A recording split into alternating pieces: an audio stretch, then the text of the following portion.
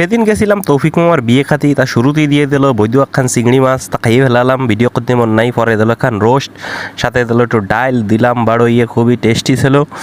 যাক খাতি এরপরে চলে আসলো প্রিয় গরুর গোস্ত। এইবার শুরু হয়ে গেল আসল খেলা, শুরু হয়ে গেল গরু খাওয়ার ফাল্লা। খাতি আছি নীতি আছি ইমন এ ভাই আমি তো এত খাইনি, আমার দিক ক্যামেরা দর্শক যাক মানে। এরপরে আবার শুরু করিয়ে দিলাম, খাচ্ছি তো খাচ্ছি, খালি দেখছে আর খাচ্ছি। মাশাল্লাহ রান্দা খুবই টেস্ট হয়েছে, খাইয়ে যাচ্ছি, কোনো থামাথামি নাই। এরপরে আবার দেখি দেয়, খালি দেয়, আরে ভাই এ তো কম দেন কে, একবারে বেশি করে ঢালি দেওয়া যায় না। না যাকবো মানে সে মেলাই দিচ্ছে, কোনো কমতি নাই, মানে বারবার দিতেই আছে। আর দেন এতক্ষণ বসে থাকা যায় খাবার নিয়ে, তাড়াতাড়ি দেন ভাই তাড়াতাড়ি দেন। না ধৈর্য কুলোই, গাড়ি ট্রেনের জন্য ওয়েট করা যায়, খাবারের জন্য কি ওয়েট করা যায়?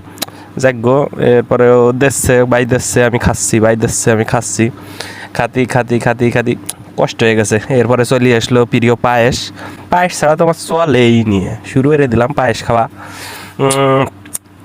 এই তো হেভি টেস্ট, সেই এ তো 2-3 থাল খাতেই হবে।